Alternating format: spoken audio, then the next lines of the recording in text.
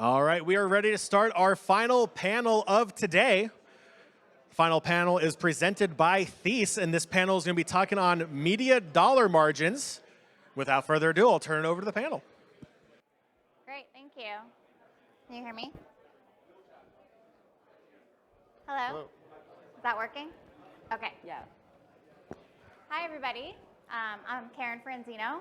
I am the VP of Operations at Thece, and we provide esports organizations. We partner with them to provide advertising opportunities to brands that are outside of sponsorships. And I have a wonderful, amazing panel with me today to talk about monetization, media, and measurement. So we'll just jump right in and we'll do introductions.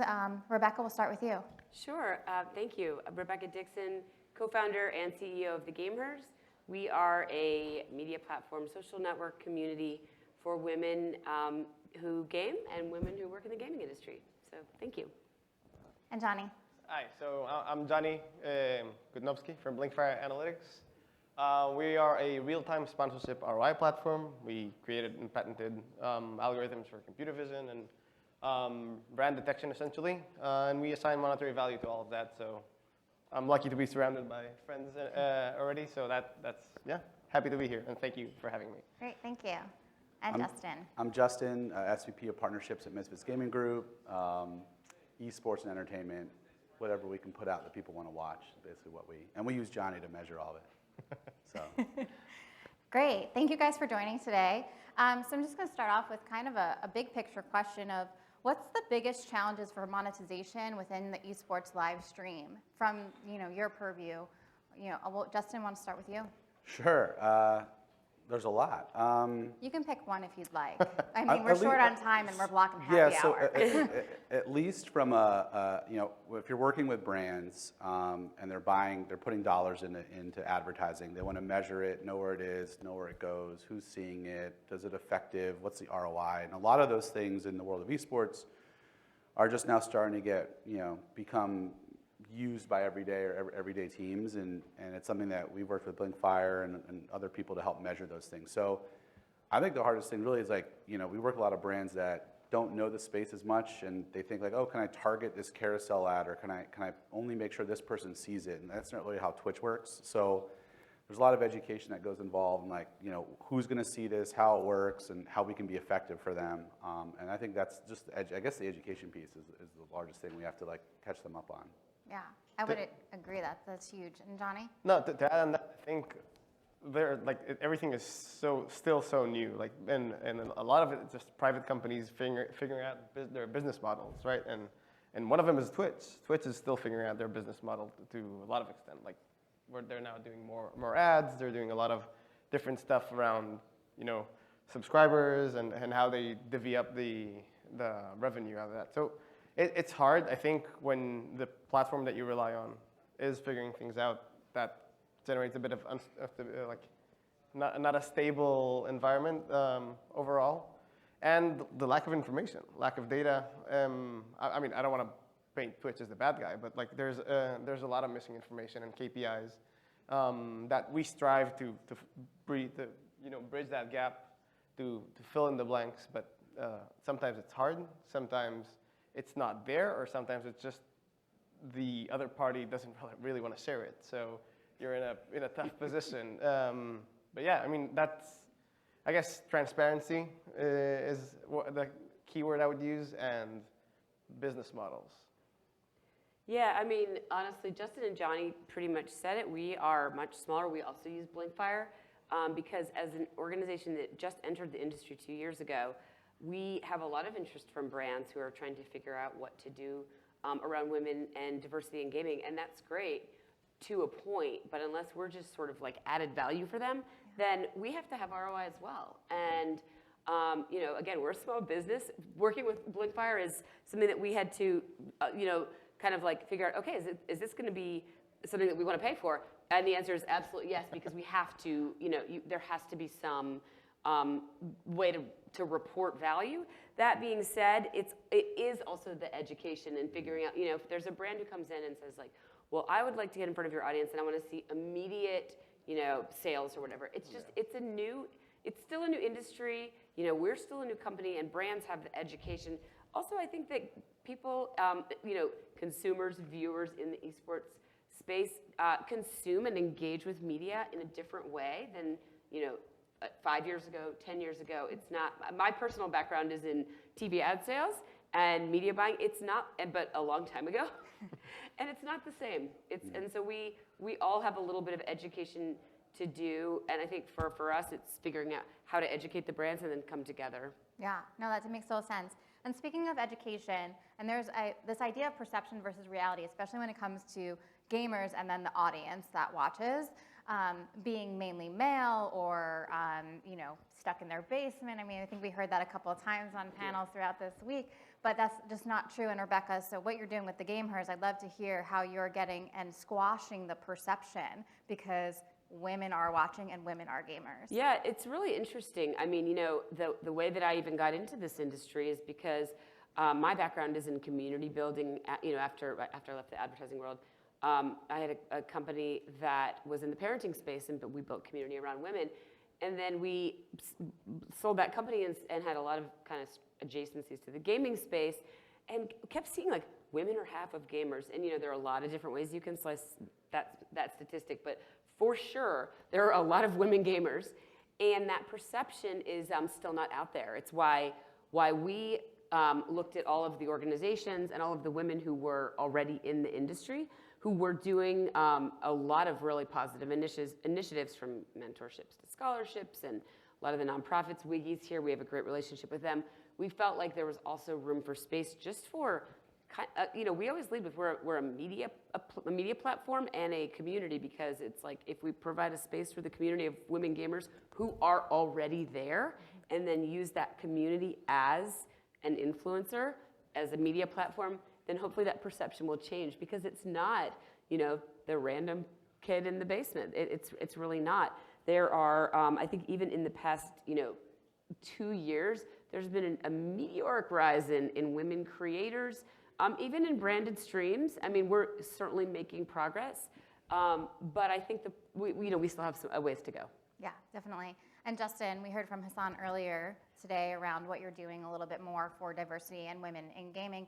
Do you have any, have you seen that trend grow, or have you kind of seen any advertisers that are more women focused come in for sponsorships or other types of advertising? Yeah, we have a few sponsors that really wanted to focus on the female viewer, and we're fortunate enough to have the means to put together like a Valorant team that's game changers, and they're all amazing women that play in it. And so they have some specific sponsors that like, hey, we want to talk and reach that audience that, you know, isn't the male, but they're just as competitive.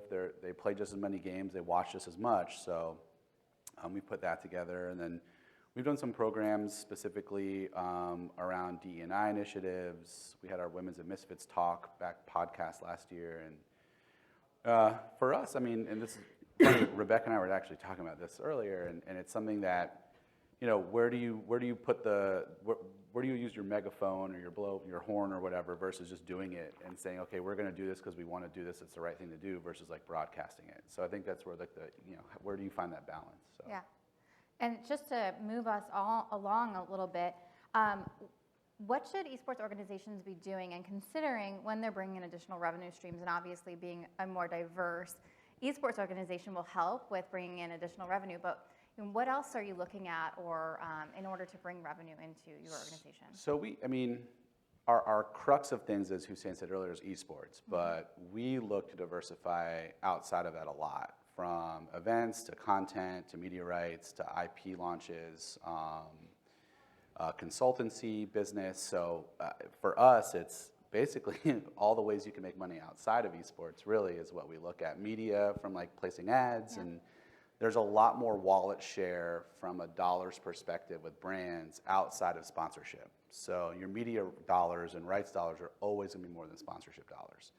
So you have to look at ways that how can you use your own platform and your assets to capture those other pieces of wallet share, and that's what we try to do. So. Great.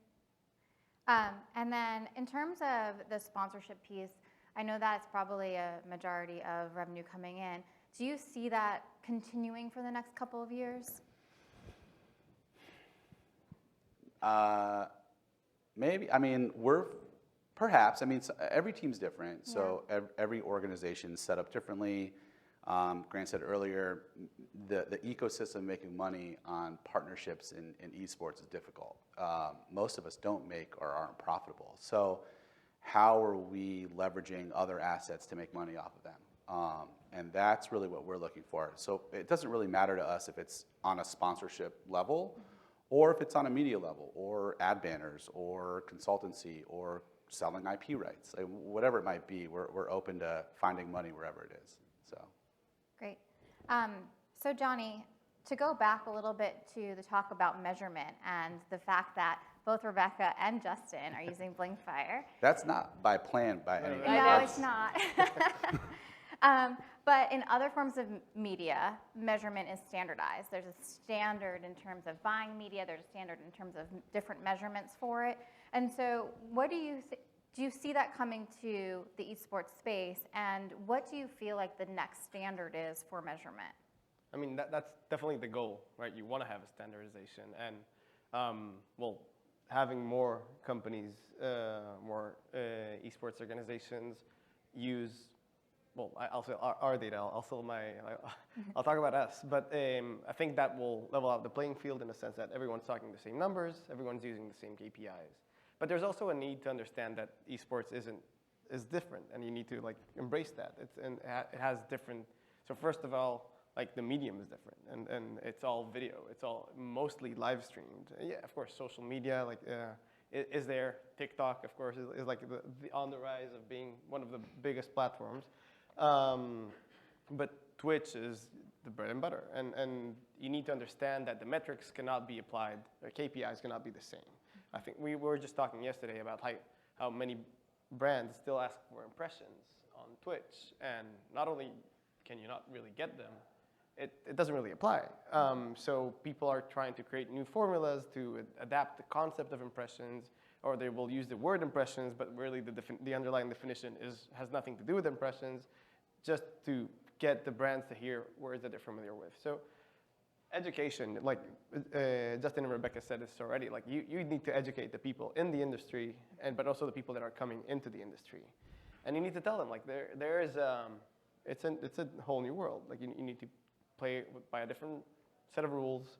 There's a lot of, from the media buy side, like that you can talk about. Like a lot of our formulas for assigning monetary values are driven from traditional ad buys. They mimic how much it might cost an advertiser to actually get that kind of exposure, to be on, you know, the different Misfits or gameHERS kind of content.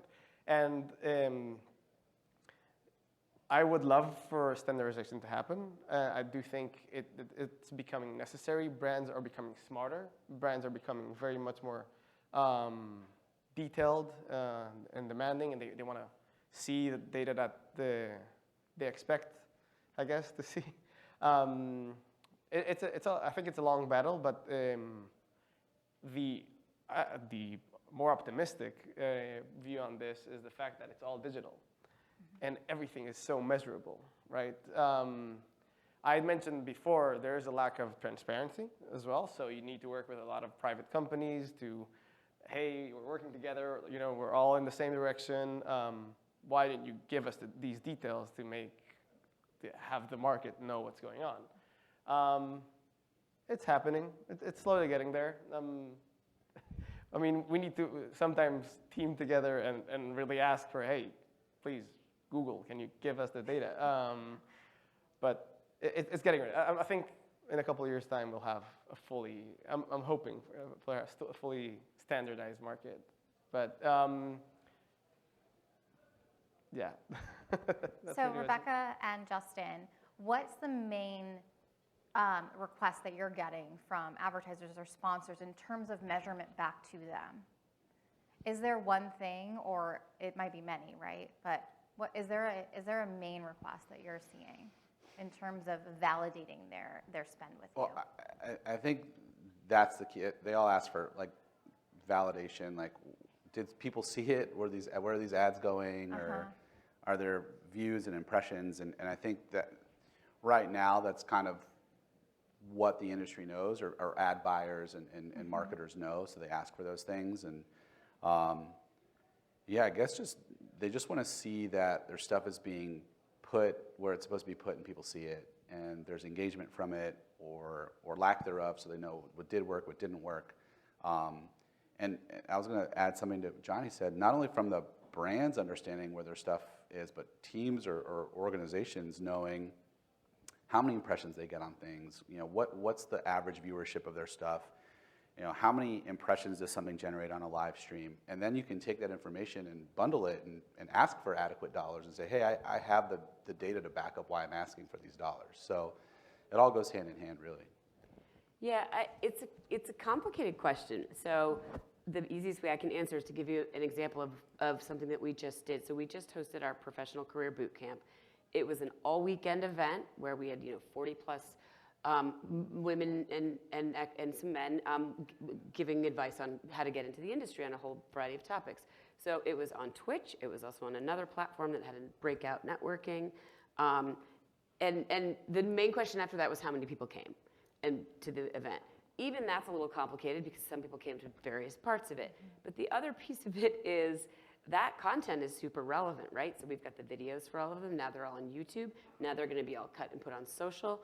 We have a lot of, and how we kind of repurpose it all. It's not like it was the Super Bowl where if you want to watch it live, then the moment's over and you already know. So I think to answer your question, what they wanted to know immediately is how many people came, but we are also reframing a little bit, I think, how we tell the story of the value, because the value is still so valuable, and that content won't get stale. It will at some point, of course, but not for a little bit. And so, some of the clips from it, all these things like it's Mental Health Month right now. There was a panel that was relevant to that. We clipped that. We put that there.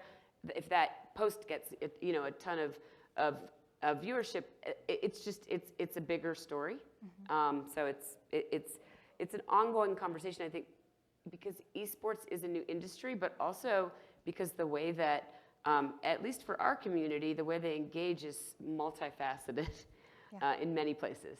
Yeah, no, I agree. I mean, I think in general, the idea of being able to have a one-size-fits-all for every single advertiser out there is going to be really hard, but to have these standards that go beyond impressions or go beyond views, especially in a world where you're live streaming, but then that, like you mentioned, the content lives on. And so there's going to be this tail of value that's delivered to an advertiser that they don't even know is going to happen yet. And Right. So how do you express that value? And I think we're still kind of in the process of figuring that piece out. I think Justin actually hit on something that I didn't even think of that angle, but it's totally true. You're welcome.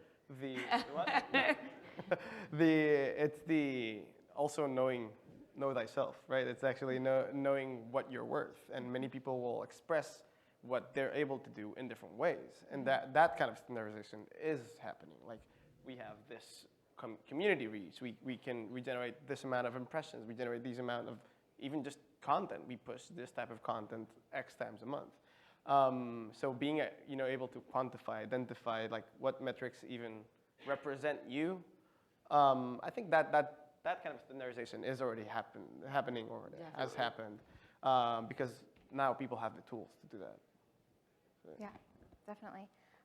So I know in the industry overall, even digital, and we talked a little bit about toxicity in esports, brand safety for advertisers is a huge topic. And how are you going about keeping it so the brand feels comfortable in investing in esports? And Justin, I'm going to have you kind of share first. Sure. I guess, what are they comfortable being around? So we have partners who are like super open to being around Call of Duty, and they're like, we don't care, we get it's a game. And then we have some people who are like, we can't be around Call of Duty because it's violent, and we don't want to be around that sort of stuff. So we break up all of our packages. People can pick and choose what they want, how they want to work with us. We're very flexible. We have some people that, they can only be on certain streamers for live streams because they know what they stream, and we know what they're going to stream, and we kind of make sure they're streaming the right stuff. And yeah, it's just a matter of making sure you know what the client wants and then being able to pivot and provide those assets to them that they want. So we kind of carve up all of our stuff independently. If someone wants to buy Overwatch and League of Legends and not Call of Duty, we can do that. If someone wants to buy just our Misfits proper stuff where it's like more on the corporate side of things, we'll do that too. So it just depends on what the client wants and helping them avoid what they don't want to be around. Yeah. And Rebecca, have you heard any concerns from advertisers or sponsors around brand safety and issues there? I mean, yeah, I think what mostly comes to us is advertisers who are, well, a couple of times brands who have come into the industry and not realized that women game, and the gaming universe is not super forgiving of that. So we've done kind of like crisis control a little bit, but I think brands who are totally non-endemic are nervous about how to get into the industry, especially because now most people are aware that if they're going to enter esports, they need to pay attention to diversity and women and just all of the types of people who game. And that's complicated sometimes, so those are a lot of the conversations that we're having. But it's, it is tricky because there are so many, I mean, Justin was just talking about all the different ways you can even engage with Misfits just as one organization. And then you have different organizations, leaning into different things. And so we definitely try to help brands navigate that. And I think it's a moving, continuing, evolving conversation. Right. And Johnny, just on your side, I know we had a good conversation the other day around brand safety, so I'd love if you can share kind of your thoughts from a measurement standpoint on brand safety. I think overall it's something that is, like brands must rely on key players. Like because all the control and the control of safety and the control of content comes from the organization side or the content creator. Of course, you can affiliate like with a content creator, or like it can be the individual or the top level organization. But because from the tech side, and I can speak a lot to the technology that is available, it's really hard to automatically say, okay, this is safe, this is not. AI, like, I know years ago people were concerned AI is going to dominate all of us. I work with AI. I can assure you they're not smart. So it's not going to happen. Not in our lifetime at all. But so expecting AI to and even more so in esports, even more so in a multilingual, multicultural world that we live in, expecting a system to automatically flag your stuff for brand safety or not. That's why I'm not a fan of sentiment, because that's something that overall it's a flip of a coin, really. Not many companies are delivering real sentiment. So yeah, I mean, the human factor is mandatory. Like, you need to work with organizations that are in this space, like these two, to actually help you navigate. And if you're a brand that you're new to esports, you need to rely on, your hand needs to be held, and not do like that Coca-Cola ad where they got like a 96% negative response. That happens. Yeah.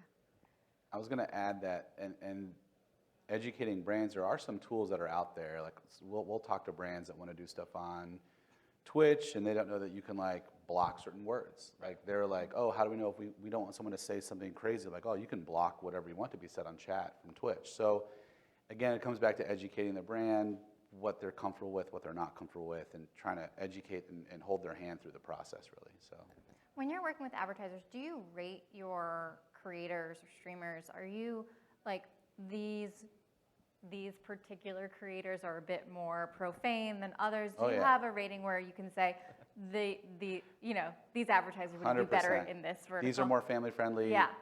These, if you're expecting a very nice and polite stream, you're probably not going to get it from them, but you'll get it from them. So, and that's part of it. Like, there are some brands that usually more endemic brands are okay with, all right, if they're going to swear and flip out on stream, we get it. It's part of the culture. And then some people are like, yeah, I can't be around that. So we're like, all right, we understand what our streamers usually do and how they're behaving. And then, listen, you're still dealing with a person, so sometimes that person flips out or has a bad day or whatever could happen live. And you have to understand, there has to be things in place where you can kind of pivot and regroup with the brand and talk to them about crisis control or stuff that might happen. So it just comes back to a lot of really working with the brand, and they don't know this space at all. So more often or not, and you really are their guidance, their sounding board, their crisis control, their everything when it comes to esports, because it's such a new endeavor for them, and the whole industry is pretty new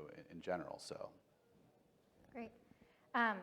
Speaking of brands and brand safety and brands coming into esports, while the audience has grown, especially in the past couple years, brands have been a little bit slower to jump in the waters. Why do you feel that they have been a little slower to come in and spend money? Education. Education is the main. Yeah. I told this story to someone else. I talked to a brand the other day. The person didn't understand how Twitch worked.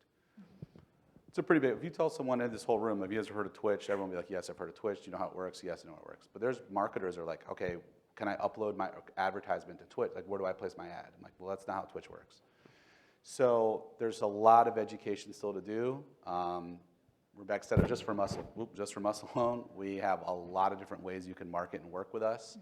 And we're just one team and one entity in the world of esports. And there's tournament organizers and platforms and media companies and creator groups and agencies that rep creators. So there's a lot of different ways to do it. So it's kind of like, okay, it's almost like, how do we get involved? There's so many different ways that we can work within this space. And that's where I think they just need to be educated and understand how this space operates. I think it's just a little bit of time. Like for a while, it was just primarily endemic brands, and then some, some non-endemic, and then there were just a lot of brands and agencies who were like, yeah, is esports a real thing, whatever. And then it started, there was a tipping point. It started bubbling up, and it was like, a lot of agencies created esports departments. But then you would sometimes talk to them, and they would have things happen like they don't know how to work what Twitch is. So it's just we're just still not there yet, and it's just time. It kind of reminds me when mobile was brand new. Yes. And mobile advertising was Same, new, yes. and it was slow to catch up. And then all of a sudden now, mobile is more than desktop, right? And so it almost seems like it's at that trajectory of, now that the audience is there, brands are going to be participating more and more. I personally actually think we need to push the conversation forward. Like I teach some classes on esports business and sponsorship, and I tell them, like, I'm of the opinion that the concept of endemic and non-endemic brands is a thing of the past. Like it's a brands that are in this esports and brands that are yet to be in esports, because everyone can find their footing. I mean, if Louis Vuitton can design the world's trophy, if they can find a place there, or Tinder sponsors a bunch of Brazilian teams, or there's a lot of room for everyone. I think in some panels, most panels probably, people spoke of authenticity. So education is important. Like we need to teach them to come in, but we also need to help them become authentic and be part of the ecosystem and deliver content that fans enjoy. Yeah, one story that I always think is so funny is one of the brands, one of the most well-known women's-focused brands to come into the industry a couple years ago was Tampax, and there was a lot of people weren't surprised, but a lot were, and it was like, yeah, but okay, so just under half of gamers or so are women, and all women theoretically could use tampons. So why is that surprising? Yeah. It's a great market for them to be in. Yes, totally. And I know that they're participating again this year Yeah. in a few events. Yeah, of course they are. Yeah, and it makes total sense. And it's so interesting that they're the first to dip their toe really from like a real woman's focused brand. And yet we haven't seen that spread just yet. And I think it's only time. Just education, because it's like, how is that surprising? But it still is. Yeah. So it's just it's that whole perception versus reality of, who's the audience? When you go and tell a marketer, like, oh yeah, like 50% of women, or the gaming audience is 50% women, they're like, they're almost like don't believe you. But then No, you they can go definitely look don't up. believe you. Yeah. You can look up every stat and every measurement tool, and every company that measures this space will tell you, oh yeah, like 50% of gamers are women. So yeah, it's kind of like, why should it be surprising? But yeah, people are surprised by Yeah. it. So. I mean, especially with Tampax, it's like if it was like lipstick, fine, maybe it not. But I mean, really, all women could use Tampax. So that's like, Right. it's just, it was perfect for them. But it's definitely just perception versus reality. You're right. Yeah. Well, that's great. I think we might have a couple minutes, so I just wanted to open up if there's any questions. All clear. Everyone's ready for a cocktail. I know, everybody's ready. I know, we're holding up happy hour. I think there's. Oh, microphone's coming your way. No. Hello, hello. Oh, there we go. Yeah, thank you guys. I was just curious to know, as a publisher in the room, how can we help in this field, or what can we do to help meet in the middle, or whatever might be, provide insights, or I'm just curious to know how the publisher can help in this equation. Oh, I mean, in my opinion, is give us access to your data. Yeah, I mean, that was an easy answer, really. It's like it's democratic access to the data. Really, it's Right, it goes back to transparency. so All the data. Every piece Everything. of data. No, but for instance, I was we were just on Monday. I think we had like the opening cocktail, and there was a conversation around publisher data is really opaque. I mean, you have Riot that does a better job by giving access to even in-game stats, but there's so many publishers that don't do that. So I think for instance, for the organizations, just to have the insights on and I'll let you speak, sorry. But having the insights on game performance and so on, and for us as an analytics company, knowing audience or like players, volume of games that are played, matches, all that kind of insights that help us identify trends, improvement. Like I just need 2 points to draw a line, right? And I can see if it's going up or down. So if I can get like that point daily, that will help me inform the people that we work with. Is this a game that we need to go into? Is this a game like actually make informed decision and making it, because it's an investment. Like you need, like Misfits knows this better than anyone. Like actually starting a new team to compete in a new title, that is a huge investment. So having the data on that would be crucial. And on that data side, there was a partner we were working with, and they had a great plan and endeavor to try to create an ecosystem around amateurs to figure out from a scouting standpoint who's playing the best, who's performing the best. And we as we pay a lot of money into these leagues to try to even get our own data was like super no. I mean, we had to go through so many levels to try to just get access to like, all right, we want to be able to track people who are competing in a game that we have a team in to see how can we leverage the up and coming talent pool. And you would think that whole ecosystem would be like, yeah, that makes sense. Let's all work together to find those players out, who they are, foster that kind of competitive spirit, and it was a complete shutdown. So the data side, yeah. Also, I mean, from a publisher perspective, at least on a league side, so if the publishers run the leagues, let us sell more categories that you guys don't take for yourselves would be great. We get told no a lot on things that we want to sell, and so that's a bummer sometimes. But that's at least my part on the publisher side. Yeah, I mean, we're so new and dipping our toe into those conversations, but I would say it's been a little bit of a lot of sort of red tape with any sort of sponsorships and prize pools and all of that. It's just so much so that we haven't really gotten anywhere unless we have partners for larger orgs, and then they deal with that same thing, I think. So it's complicated though. But I think when we think about the industry and the impact that the publishers have, it would be great to sort of figure out some of these things regarding the data and the opportunities for sponsorship, just because it would make sort of, I think, the ecosystem of the industry kind of better. And just to make things clear, I don't think the publishers are the problem, or not the only problem, but like it's really also like we are all slaves to the platforms that we stream on, and these are companies that don't want to share data. I mean, I had to fight so many people to get data for like anything, and just knowing the audience that like that watch like Overwatch League, you can't get access from YouTube. We can't get data from YouTube unless there's an explicit permission. Everything's like really correctly done, and we're official developers for all these platforms, and yet so much red tape. And I personally don't get it.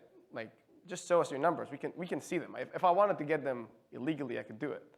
But it's I want to do things right, and it's kind of frustrating because we just want to like shine a light on the data, and if you know how you're doing, you can improve. If you have no clue, then you're kind of left in the dark. But yeah, publishers are friends. I like you guys. Yeah, we have another question over here if there was a mic.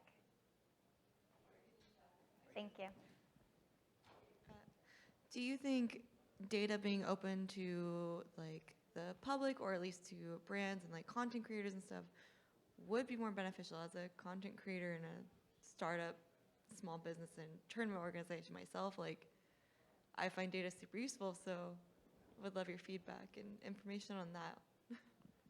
I didn't get that last part. Sorry. Like your feedback and information on your thoughts. On what? Sorry, I just didn't hear you. I heard you. I can answer, sorry. and I think it'll help. Okay. I just didn't hear the words. As a content creator in a smaller business, to start up with data be helpful. Okay, cool. And I can answer for sure. So we were talking earlier. We use Blinkfire, and we're a very small business. We've only been around for 2 years, and we're just really starting to, get brands to sponsor us and to, sort of move that needle along. And we have Blinkfire because our lead strategist also works for one of the big orgs, and was like, we can now that we have used, that we've had Blinkfire for about a little less than a year, we have data from the gameHERS Awards, from our Dream Stream, from our Professional Career Bootcamp. So now we're going to go sell it next year and have like actual data instead of being like, well, it was pretty great last year, which is what we did this year from the year before.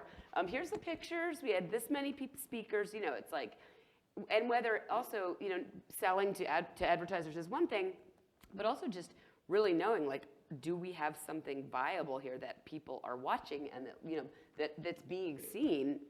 And we call ourselves a media company. Are we growing? So I think the short answer to your question is yes. As soon as possible, as a content creator or a small business or whatever, data is helpful immediately. Now that I understand. Sorry, I just didn't hear your question. But that's absolutely, like, we work with we work with individual streamers as well, and content creators, and it's my personal belief that we need to put back more than we take out. So we help to, like, we can give access to a lot of people to their data. We make pricing as competitive as possible to make sure that everyone can have access to the data. I think data, that being said, is necessary whether you're huge or whether you just started today, because otherwise you can't really justify growth and you can't really justify your value, and that. I mean, I was just talking to Brett from my team as well. Like, I saw this news piece today. There were like 9 million streamers in 2021 on Twitch, but 3 million viewers. So you have to really fight. I picture content creators with like the knife between their teeth. Yeah. Like, you really need to fight for the audience. So having the data to back you up, not only creating good content, because that's of course. But it's the most important part. But many people really bust their asses to create really good content. So what makes you different? That can be the data that you present, and like justifying why you're better. And I think that's a big difference. Yeah, I have a digital advertising background, and I've been in ad tech for a while, and data has always driven those conversations. So if you're looking for, like we were talking about, just your own growth, having the data is helpful. But if you're also looking for advertising dollars or sponsorship, like having that information to be able to educate those advertisers or those sponsors interested in spending money and showcasing their brand around your content, that's where it's really going to come into play, because you need to be able to show those stats. Without anything, and this is why standardization is so important, and I know that as an industry we'll get there, but to show brands information around what they're getting, you know, because you can't always show direct ROI. And brands are spending in so many places that really there's such a hard, it's so hard to show that this specific one event drove this much ROI. And so being able to talk to brands about what they did get and package it in a way that they understand, that's where I think we're going to be able to kind of combine esports and grow advertising opportunities too. Great. Cool. Yeah, we have a question over here. It's very bright.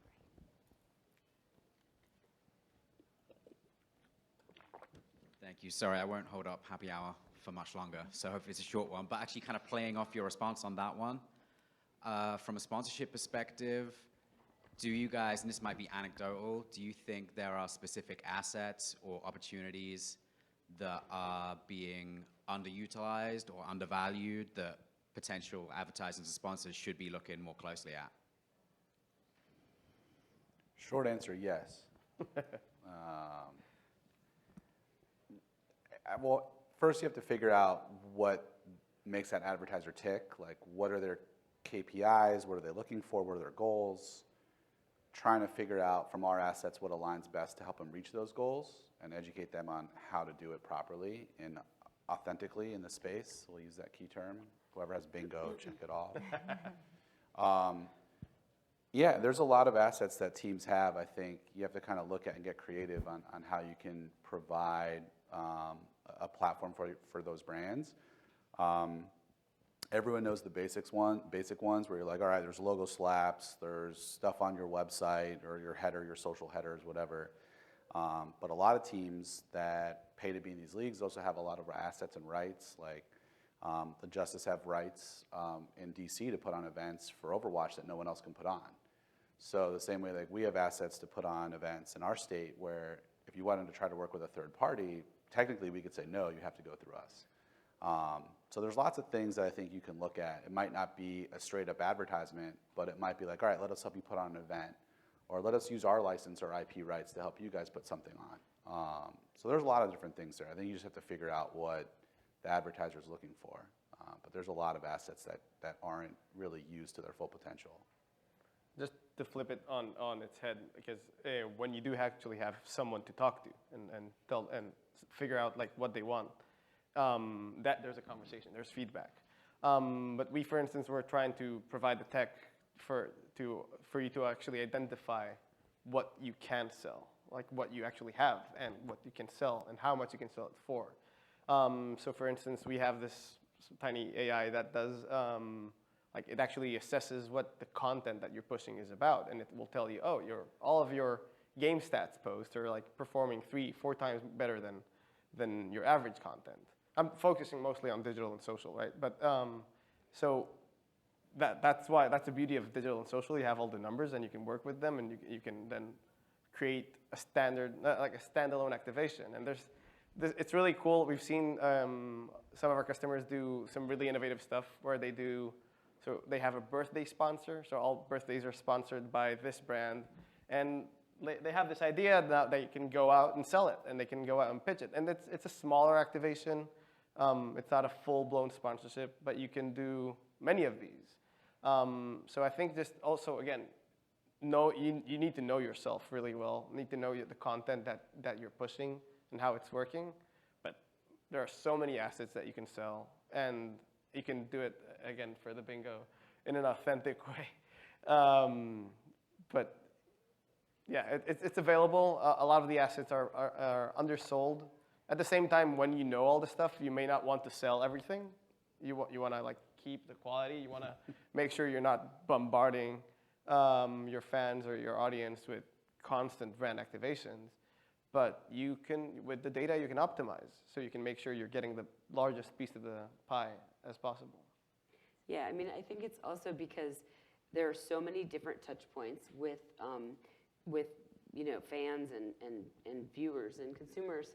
And it's so true, though, going back to your question about is data relevant, I mean, we're now analyzing some of our social posts from our awards last year and the value of different awards based on how they were, I mean, it's just, it's fascinating to look at the data and see how we could sell it this year. To your point, it doesn't mean we're going to necessarily exactly do that. Exactly. But it just makes for so much more of an informed decision. And the only part of it that's hard, I think, is it's time consuming to figure out all of the different things that you have, that you can sell, should you sell them. But We're that's working sort of on the that. fun part. Yeah. We're working on improving that. I'm sorry. No, I don't mean, it's not time consuming from your, it's just that it's No, the no, world no, we no. live in. I'm kidding. There's so many places everybody is. Yeah. Well, time's up. We will all be around to have a drink, so feel free to come by, chat with us a little bit more. Thank you so much for having us, and thank you. Thank you. Thank you. Everybody.